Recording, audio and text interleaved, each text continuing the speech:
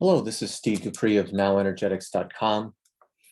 We're going to start going over some of the articles on the website that I think are very helpful for new people that are in the method, or even some of the older folks that maybe, I think, know these things intrinsically, but maybe they haven't thought about some of these subjects in a while, and some of these subjects are fairly old. So one of the things that Dr. YUEN does, and we all do in sessions, is when we strengthen something that we found, we get an insight, and we find a weakness, and we strengthen it, and we put our thought on the midline, or do the various different ways to strengthen things and delete the effects of that, and we say, what are you noticing? Same or different? So the person may not notice any shift at all. They may say same. So when it's the same, one of the first things that you check is perception. And as soon as you just think a thought of perception and it goes weak, then that person has a perception block of some kind. Which one it is, we can figure out what it is. Sometimes by the phrasing of they may not say same, they may say some other phrase, and it may give us some insight into what's actually blocking them. It could be some of the common perception blocks, or it could be something that we've never heard before. So we have to be just sort of ready in the moment with our insight to figure out what's actually blocking them from perceiving the change that's already taken place. In other words, we strengthen something and they're not noticing a perception shift. That's common very much in energy work, where people do a lot of work. And because in YUEN Method, we have this measuring stick called energetic testing, we can actually really discern whether what we did actually is still strong. It was weak before, now it's strong. We do a comparison.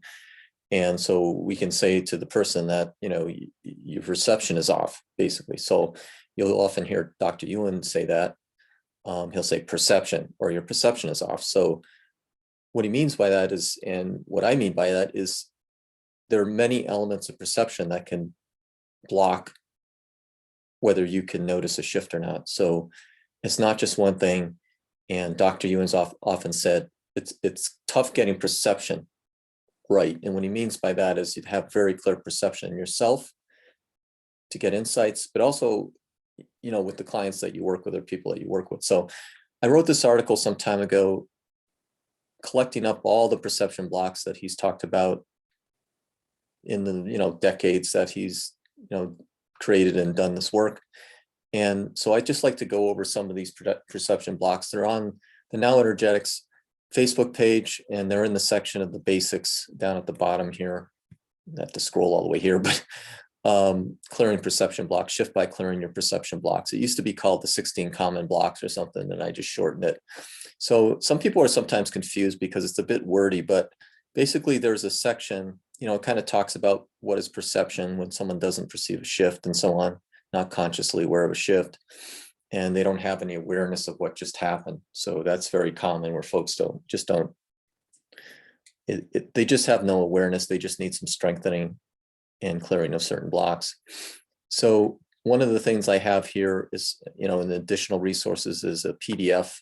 It's kind of the shortened version of the 16 that I have here. It's kind of nice to have that, because this article is kind of wordy, but it goes through kind of more explaining what's really going on when you're trying to clear a particular block or find a particular block. So what I have here is two sections. The first section is kind of going over this shortened PDF, and then section 2 gets all kinds of examples and things. But so it's really important, as it says here, it's really important to trust in quotes, because there's always a neutrality around trust. But you've tested something that was weak, you strengthen it, and now it's strong. Person doesn't perceive it. Could be many different things that don't line up for them, that keep them from perceiving, including things outside of them, the energy around them, the environment, their ancestors, so on. It's not necessarily them per se. And the important thing to do as a practitioner is to figure out what the highest to lowest percentage blocks are to their perceiving a shift, right? It could be one major block, it could be 5 blocks that are all 20%. So there's no cookie cutter. There's always this notion that there's some big button and you hit the one perception. Sometimes that happens, maybe 1 out of 5 times, or one huge perception block. But a lot of times there's a lot of little blocks. So there's, you clear one thing and they can feel just a little different. And so you need to look at peeling back the onion in some cases here. So, important thing is to, trust that you actually did something, that you didn't miss anything, right? You actually shifted the person, but they're not perceiving it. So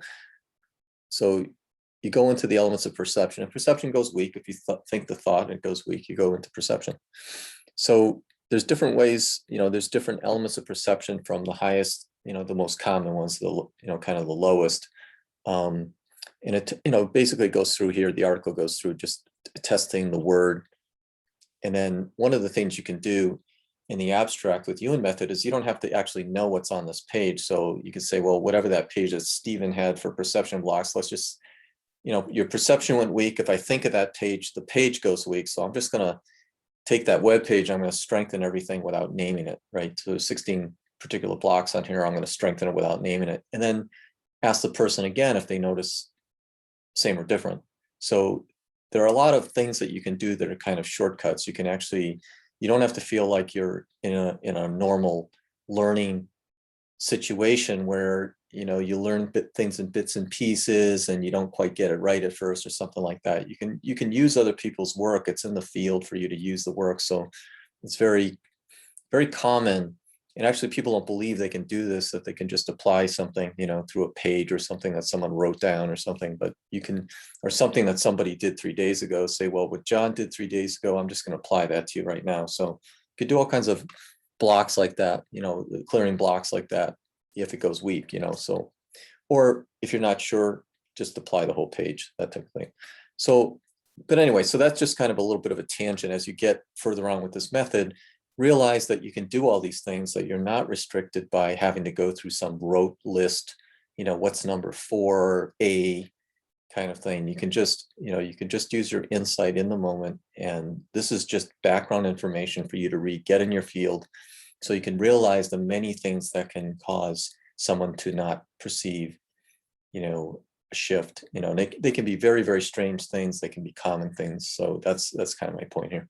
So the ones that, let's go over let's say the common ones, the 16 blocks. I don't know if I'll have time. I want to keep these videos kind of short, in terms of which ones are most common. Misinterpretation is a very common one of first clients. So we talk about this a lot.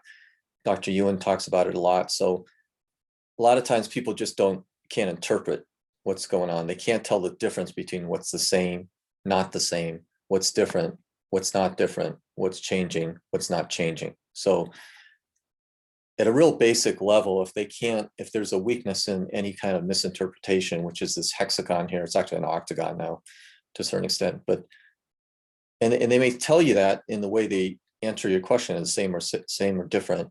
And they may say different instead of same, not same, or nothing's changed. So the word, the words they may use may give you some clues into what, going down a particular road to what may be blocking them from a perception standpoint. But this is a very, very common one to have to clear in first-time clients, that they just can't tell. They don't even know where they're at. They come to you and they just don't know. They can't notice a difference. So that's a really important one to look at first. Discernment's a kind of an interesting one too. So if it's misinterpretation, a lot of times people can't compare two things, right? What they were before and what they are now. So they had a pain before. Now we strengthen something, they should have a shift of some kind, even if the shift means the pain moves around or something like that. They should notice something. So the fact that they can't notice something at a high level, it may be misinterpretation. They can't tell the difference between the same, not same. A layer deeper than that is, and this happens true with just trying to learn what's strong or weak, is people have to compare two things. They have to accept one thing and they have to reject the other. So a lot of people can't compare two things. So how I was before and how I am now, and notice the difference between those two things. So they may have a comparing weakness of some kind. So that's a discernment thing. So that's a possibility too, that they're not neutral to comparing things, right? Comparing other people, comparing themselves to other people. It could be all kinds of variants of that. and you just find out what goes weak for them, and then you clear it, delete the cumulative effects of that, and see if they notice a difference. You can, and again, you go in these steps, right, to tell whether someone is the same or different. Another common one is, even if the person doesn't have a misinterpretation problem, they don't have a discernment problem, they can compare two things, they may have a time block.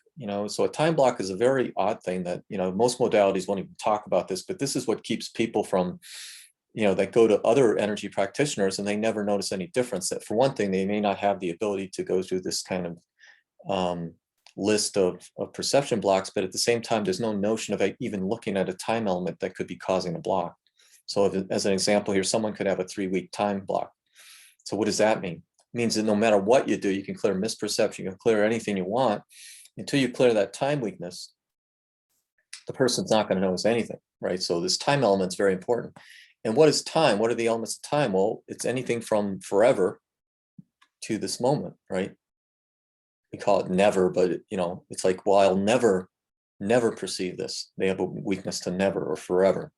They could have a weakness to eons, centuries, decades, years, months, weeks, days, hours, minutes, or this moment. So you want to strengthen anything that goes weak in those elements. But at the real high level, you just check whether time goes weak. So if there's some time element block, and then you can use profiling to see which one it is, see if it's decades, months. Okay, it's weeks goes weak, it dips, and then figure out how many weeks, 1, 2, 3, 4 weeks. So you would strengthen 4 weeks, or the number 4, it could be 4 anything. You can see if it's the weeks that's the weakest or the 4 that's the weakest, because it could be just abstraction of 4s or something like that that's also weak. So this is kind of a little detailed, but you're going to run into that if you do enough of this work. You're going to run into these sort of issues with time elements, a very important one. And then people sometimes, number 4 is just they have just distorted perception. They have some neutrality issue around how they perceive themselves or someone else perceives them, and that's blocking them from perceiving their own change. So there's 8 common ones that are here. This is going to happen, kind of maybe a quarter of the time. You're going to have to clear distorted perception. Maybe in the first time person, maybe not so much after that. After you clear them, these are, kind of judgment factors, right? They're judging themselves. They're judging. So there's the notion of comparison, how I was before, how I am now.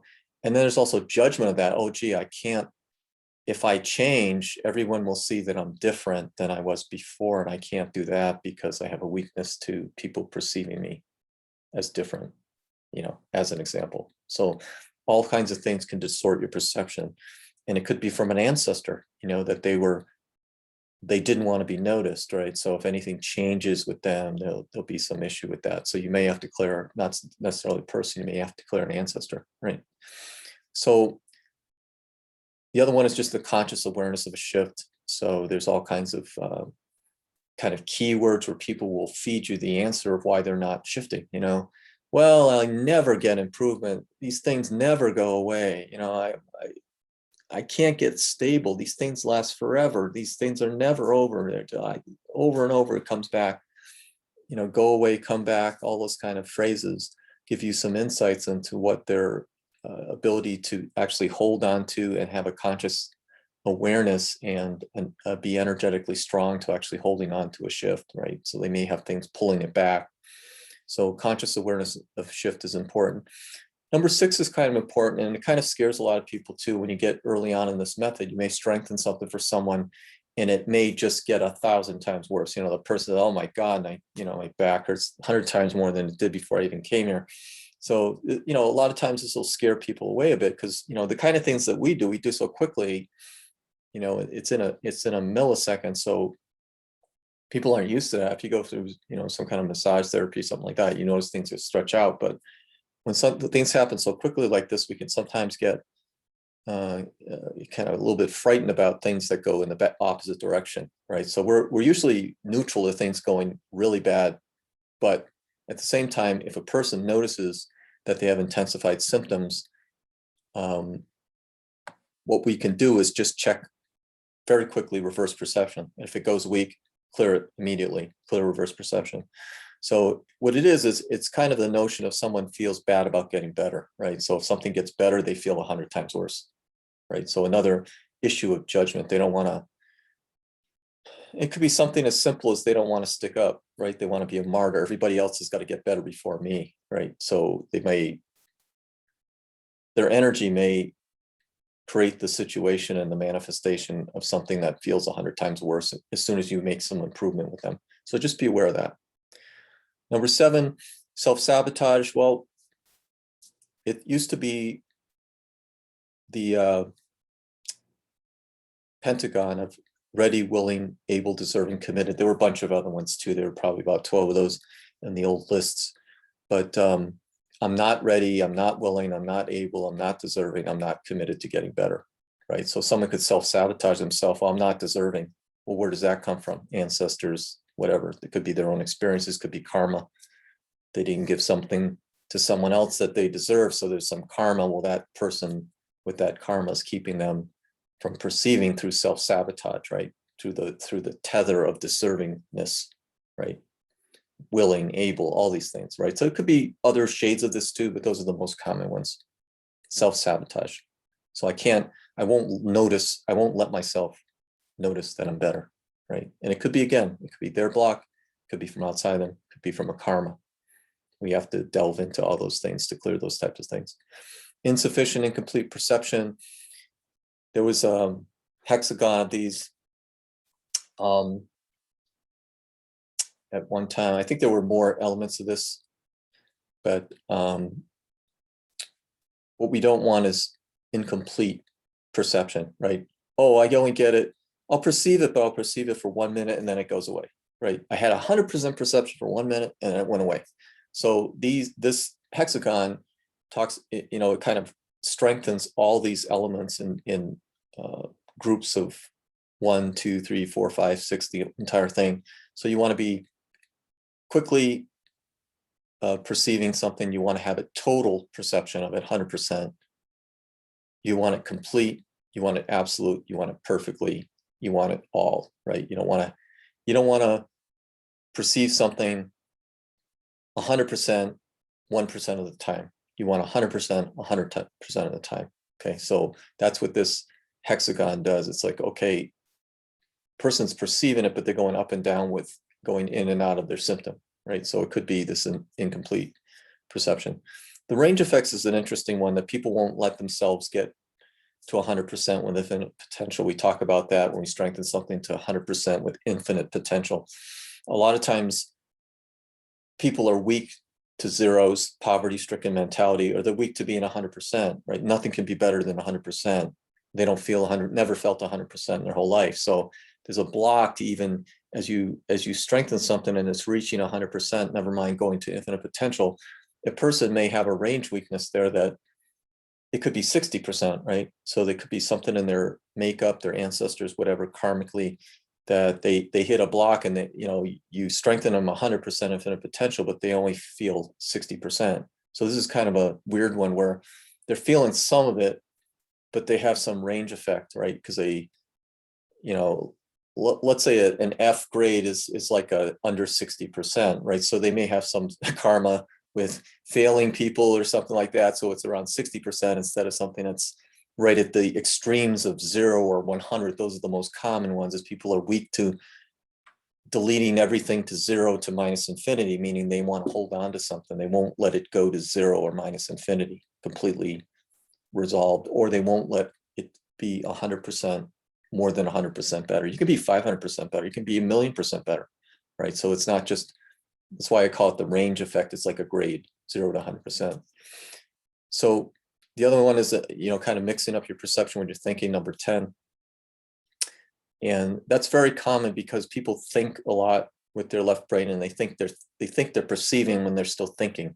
So you want to definitely have them let go of their thinking and go into their feeling to feel for whether something has changed or not. So the client may not know that, but you may need to clear that with the person without telling them that, rather than confuse them, just clear the perception and thinking.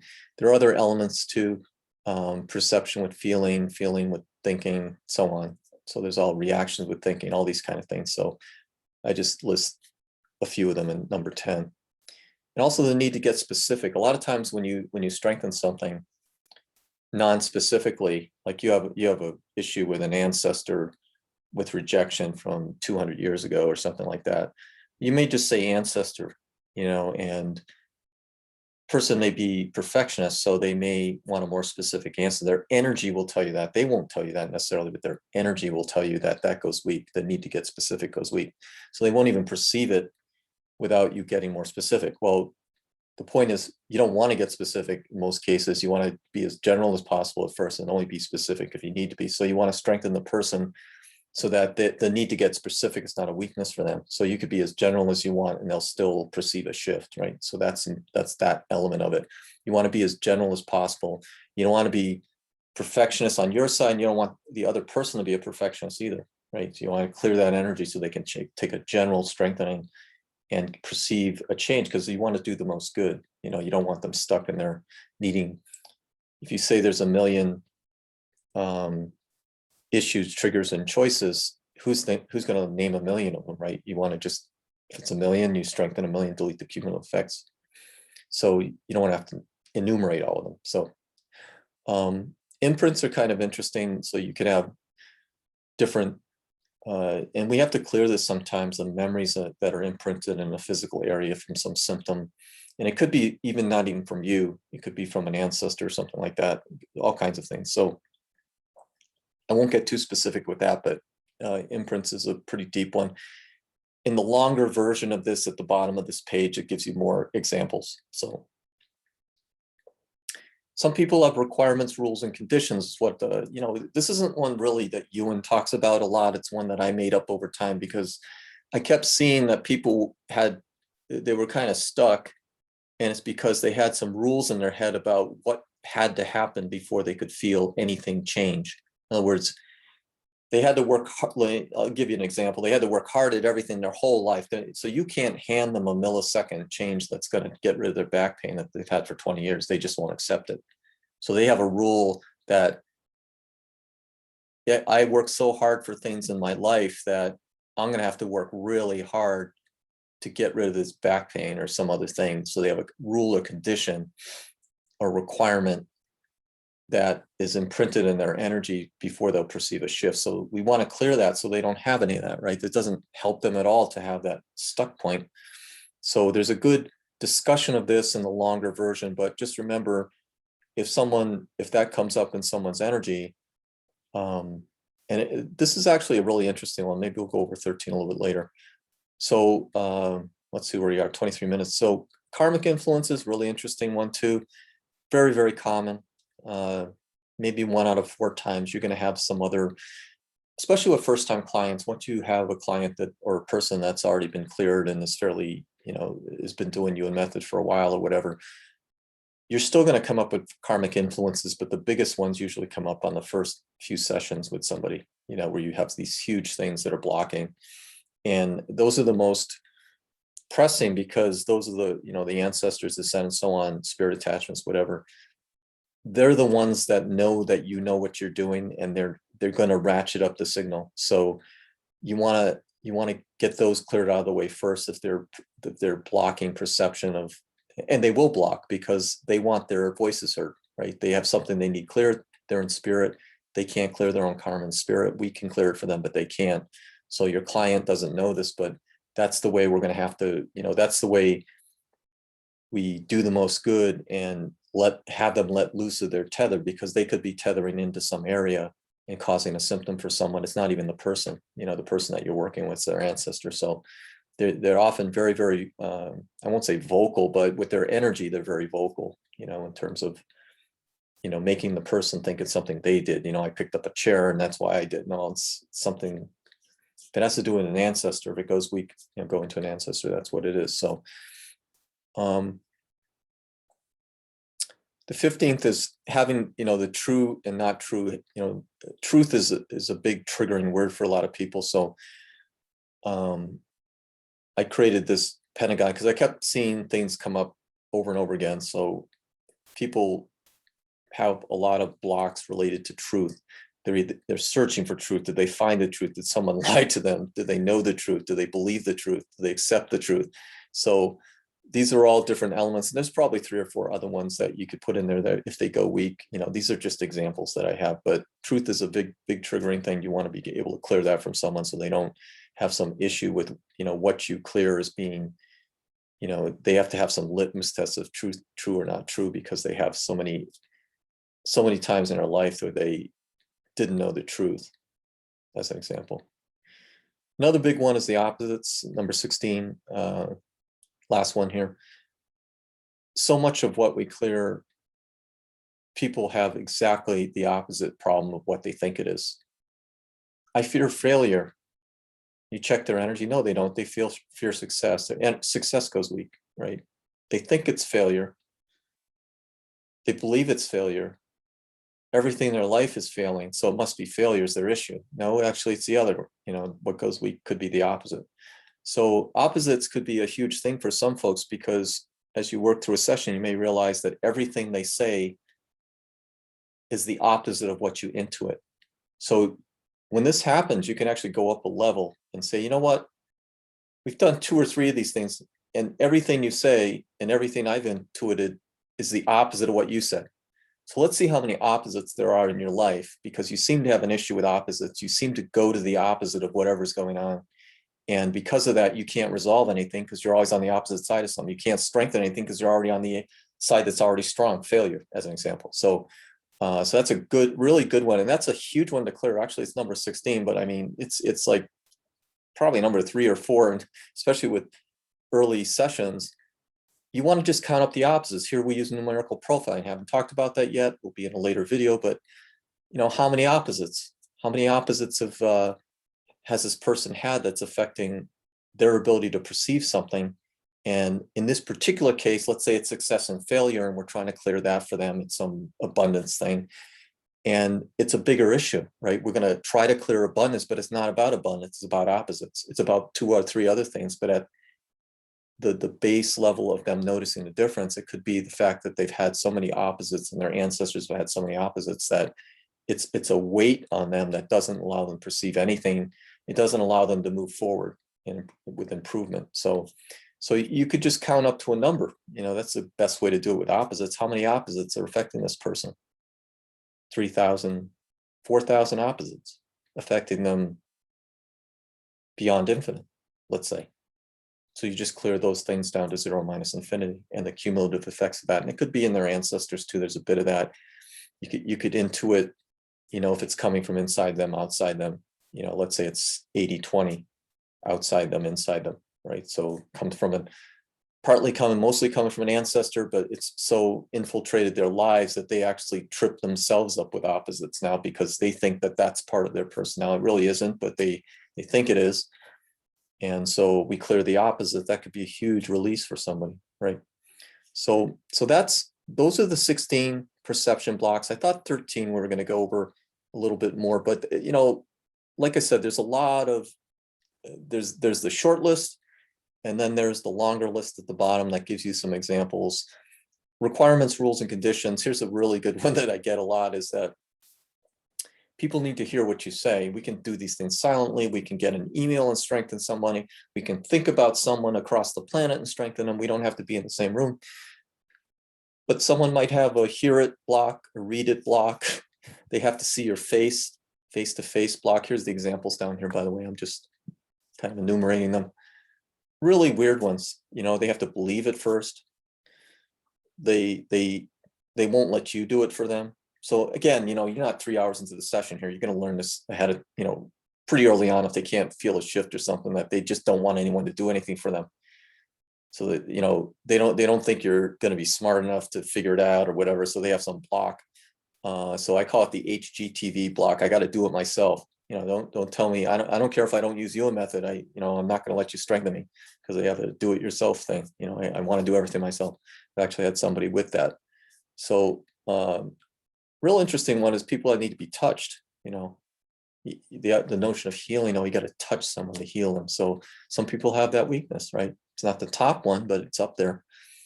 The other thing is that if it goes into something that's sort of belief related, they may have a weakness to needing to have some consensus. In other words, if the majority believes something, it doesn't matter whether it's true or not true, they're going to be able to shift, right? So, and if it doesn't, what you intuit doesn't agree with the consensus, they're not going to let it shift. So that's just a consensus block of some kind.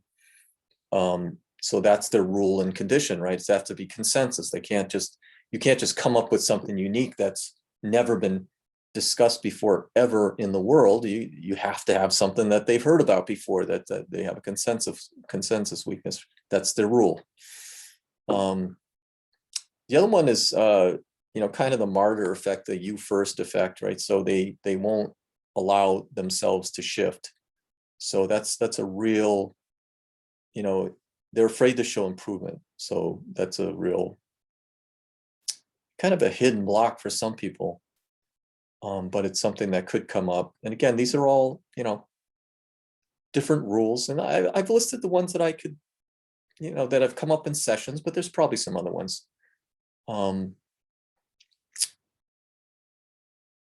So that's really important to be aware of, all these different ways that we can notice that people will block their own perception, or their ancestors might block their perception. The karmic influences is really interesting too. There's, again, the first section of the article talks about the kind of cliff notes, goes through it very quickly. And then the second section of the article, I probably should have broken up into two sections, but here's the opposites section here. It's, so again, some of them are longer than the others. And this one is a good example of one that I shortcutted in the Cliff Notes version, but it's really, really deep when you come down here to the expanded version of what could be, what is the notion of mixing up perception with thinking, what kind of things could come up with that. And it's pretty long here. But at the end of the day, you can just use this hexagon and clear that. Any combinations of 1, 2, 3, 4, 1 through n type of thing. Because a lot of times, if you have more than one thing, you run into combinations. We always think it's one big button, but the reality is, if there's more than one thing, then most likely you can have a combination weakness of some kind. So A could be strong and B could be strong separately, but A and B together go weak, right? So that's something that we don't talk about that often, but a combination weakness, something Dr. Yuen talked about a long time ago, it's common. So it's good to know that if you're checking by rote and you're doing one thing at a time, very often you'll go through the whole list and none of them are weak. But if you pick off two of a list of 10 together, and you have to intuit that, right? You're not going to be able to combine 300 things, you have to intuit the fact that it's a compound weakness, it's more than one thing. So you're looking at more than one thing. So anyway, it's about 30 minutes in, so I think this is enough for this particular article. This is clearing perception blocks. So as you shift yourself or someone else, you want to know that the person perceived the shift. So this is the common blocks. And this is what keeps people, if they don't know about these kind of things, it can frustrate you and keep you from staying with the method. So we definitely want people to know that if they get the strong and weak, then they're probably strengthening something. So don't think you didn't do a good job at what you did. And if it's just a question of perception blocks, you'll be able to shift yourself for that person, and you don't have to think that, this method is too hard, or you just didn't get it or something like that. It's just, it's just one layer deeper. And again, you're still using strong and weak. Any one of these, you're either doing your intuition, or I don't like by rote, but if you're going to go through this list, one of these is going to go weak. If perception goes weak, something's going to go weak in this list, or some other element similar to this list is going to go weak. So these are all kind of ways that you can stay improving with it, get all this in your field and you're never going to be at a loss. We're going to go over numerical profiling in one of the future articles. And I think that ties in kind of with this perception, because a lot of times you have to, as you clear something, you have to see how big something is. So it's not just one event, one thing, one issue. It could be 1,000 choices, 1,000 issues, 1,000 triggers, 1,000,000 triggers, 1,000,000,000,000 triggers, and the effects can be all over the place. So you need the ability to numerically profile something sometimes, because if you don't clear enough of it, you leave a lot on the table. So you have to use a lot of these things in combination with numerical profiling, so you get a nice lasso around what you're trying to delete and clear and strengthen. So we'll just leave it at that for now.